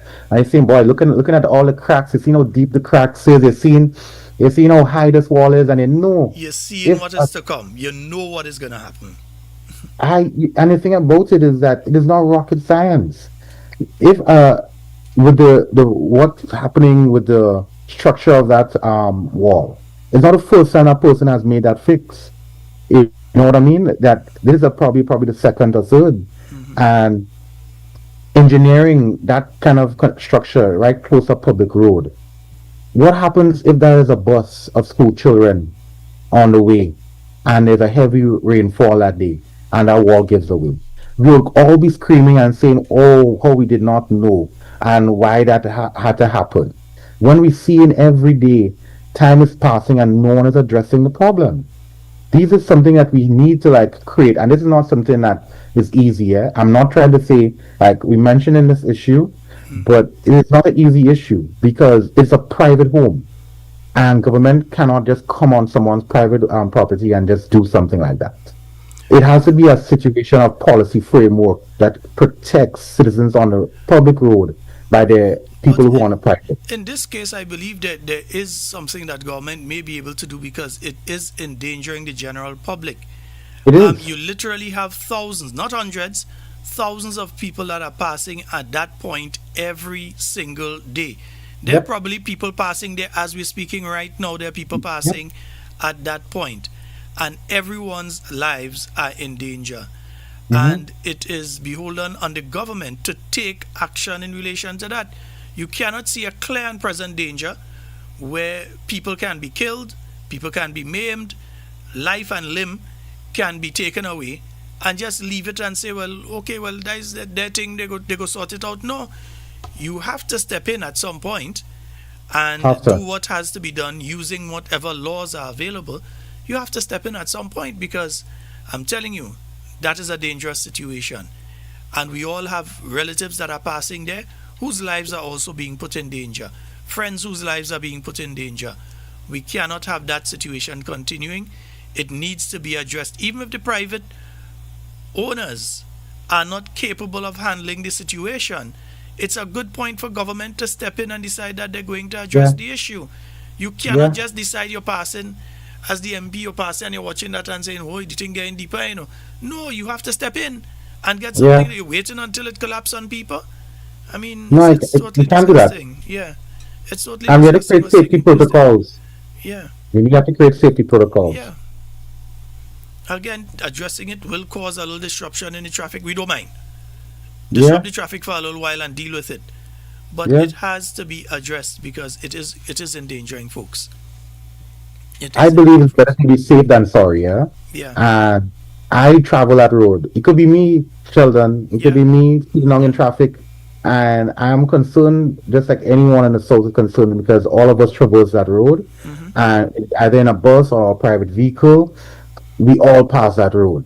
And I don't want my safety to be compromised, just like I don't want anyone in my constituency to be compromised by that situation. We need to start figuring out what, just even in the worst case scenario, do we have engineers who can test and say, bro, this wall probably have a month more, and with the soil retention and water retention, this can structure. We need to figure out a time scale and address it before it gets worse, because I don't want to ever hear of a situation where that ball busts and people are hurt, because that is unnecessary, and I really don't want that to happen to any citizen of this country. Indeed.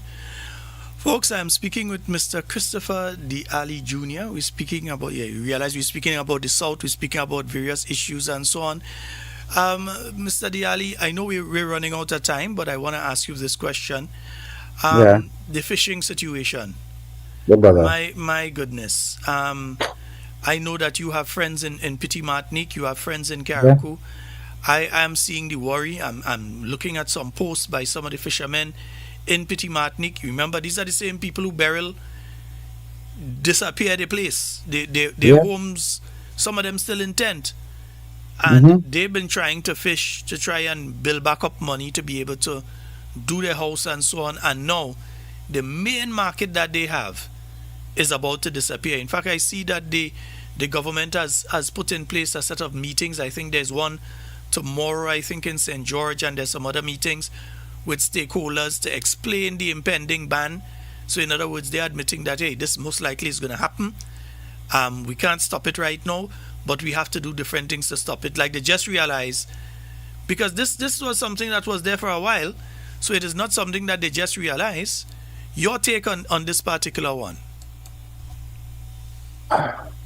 First of all, we have one of the best type of yellowfin A1 tuna.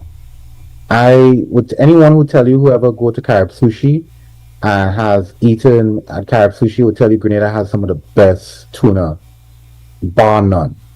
We have some of the most high quality wild caught tuna, and the amount of lives and livelihoods and families that are affected in Carriacou, Petit Martinique especially, and in Grenada by that import ban. People forget a person go and get a 150 pound tuna or something like that. That is not no cheap tuna, especially if it's A grade.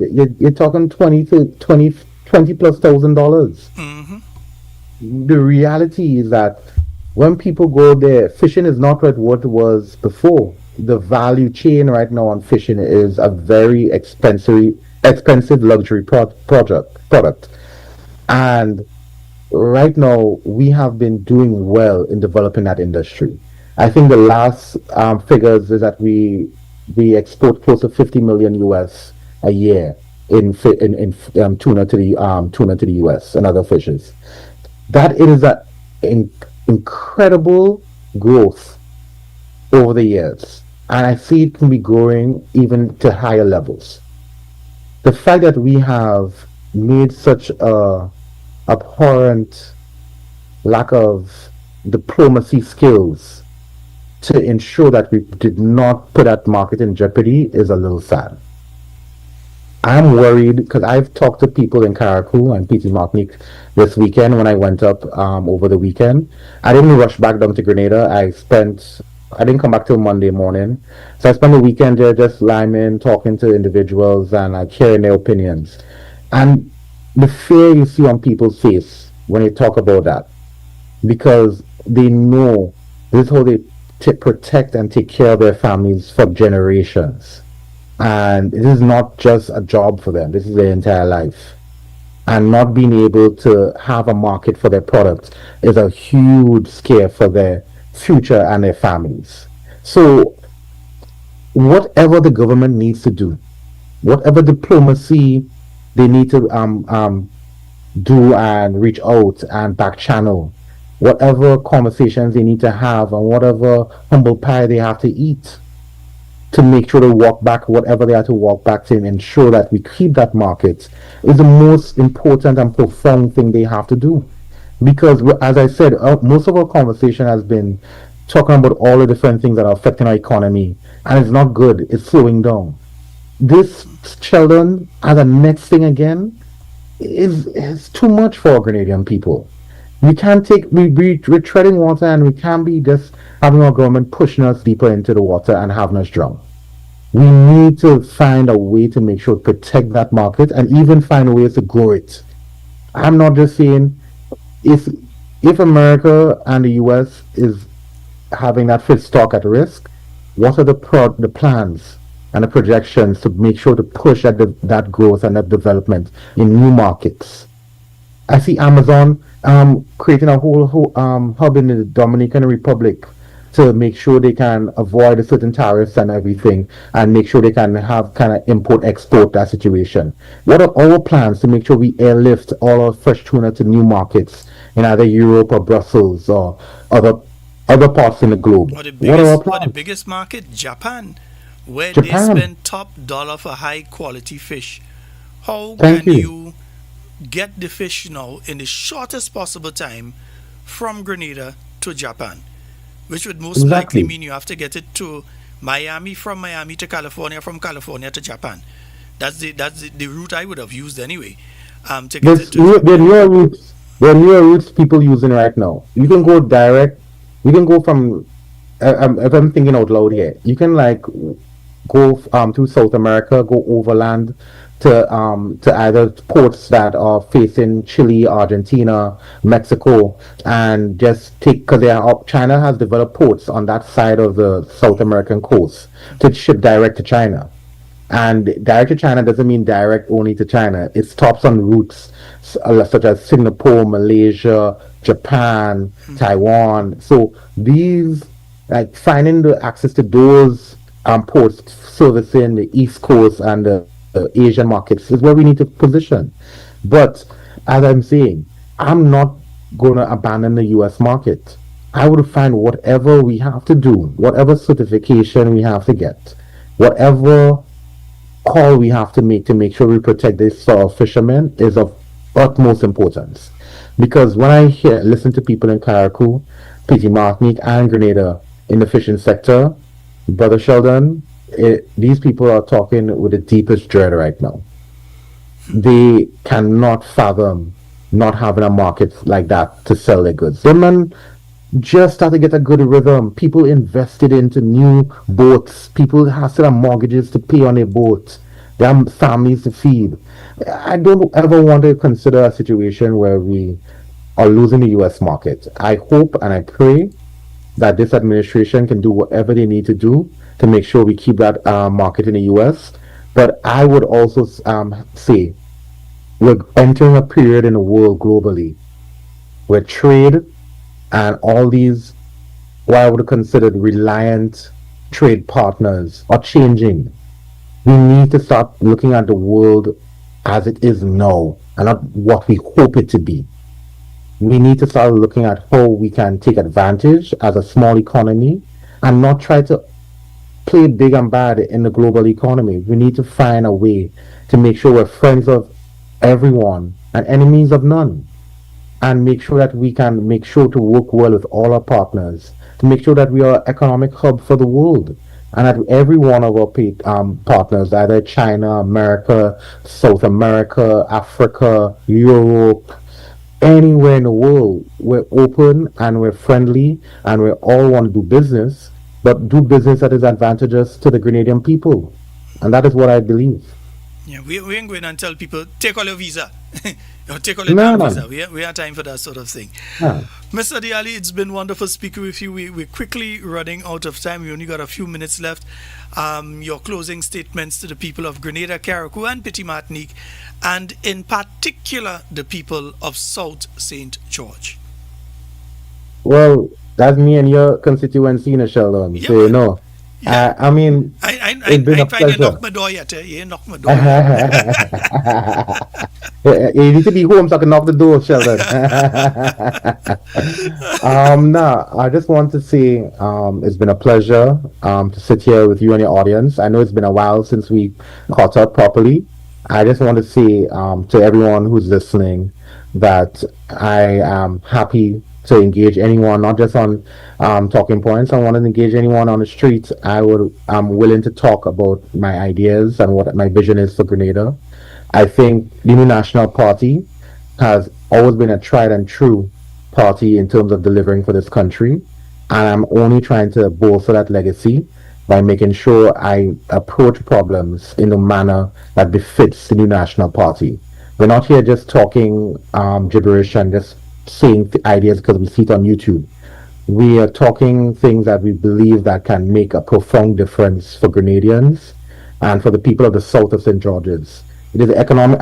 I constantly say it's the economic hub of the country. I don't mean to say the rest of the country does not play a part in our economy, but I do believe if we get it right in the south, out rolling that out to the rest of the nation is easier. If we get it right in the south of the country, how we build our country for the future, we would get it all right for the rest of the country. So that is what the kind of thing I want to do as not just a caretaker, but one day the candidate and the representative for the South to make sure that you are properly represented and not just saying things to you that are easy to hear, but making sure that we do the kind of things that help build this country for not just us, but for our children that come after us.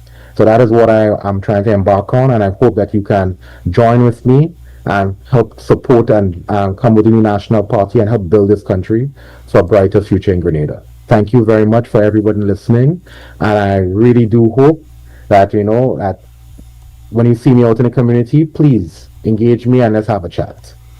Yes, indeed. And folks, once again, we have been speaking there with Mr. Christopher Diali Jr. And we've been speaking about a lot of different issues tonight. Yeah, there's so many issues that we spoke about there tonight. And again, sir, the door is always open. Feel free to come at any point in time. You don't even have to have an invite. Just call in if you find you want to speak on an issue as well. Thank you so very much, sir. Do enjoy the rest of your night tonight. Once again, thank you. Thank you, Shalon. Have a good night. All right, thank you. Yes, folks, we were speaking there with Mr. Christopher D. Ali Jr., and we were speaking on quite a few issues there. And yeah, I just want to take the last couple minutes that I have just to let you all know. One, yeah, tomorrow we may not have a show tomorrow because we are broadcasting the meeting that's taking place in St. David. So according to the point in time, I'll be here. So according to the time that meeting finishes, if it finishes by 8:30, we'll try to do an hour and a half or so.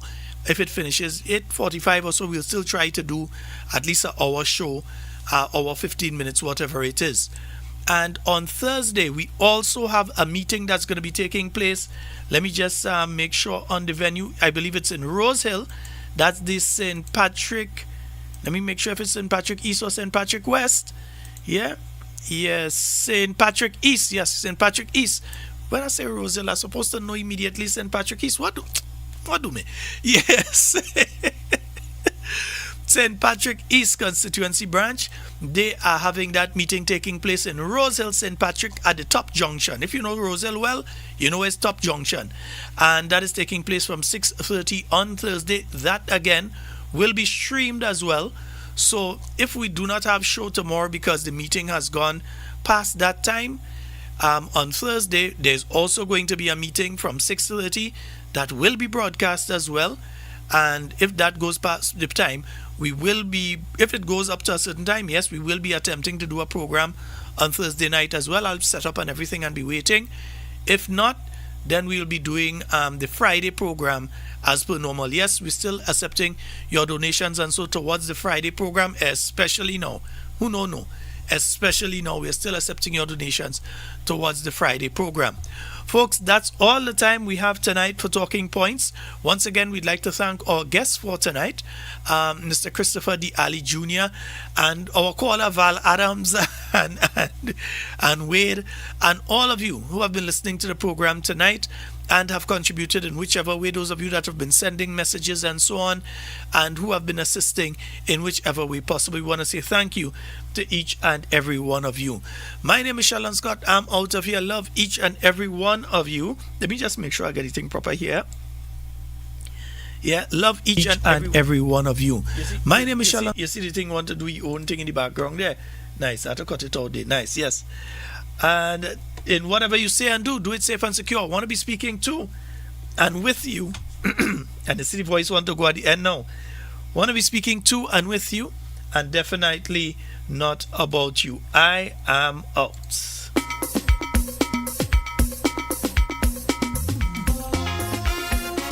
In my father's house, there are many mansions.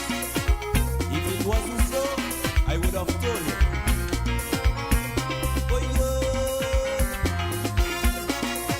Walking in the footsteps of the Lord. I wake up in the morning, and before I eat my bread, brother man, I get on my knees and I give the praise. The day was not so moving, but before I go to bed, brother man, I get on my knees and I give the praise. 'Cause things could have been so different if you didn't love me. Love me. I say things could have been so very different if you didn't love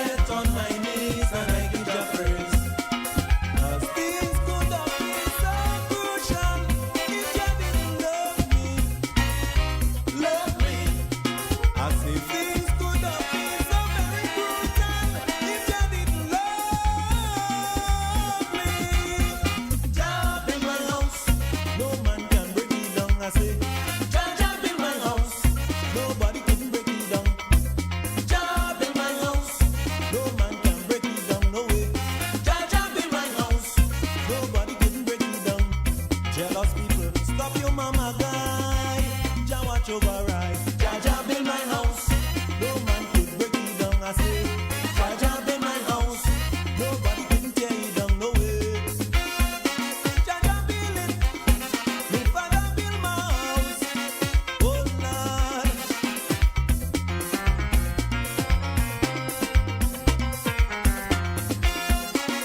On solid rock I stand. I try my best to live up and to do what Jah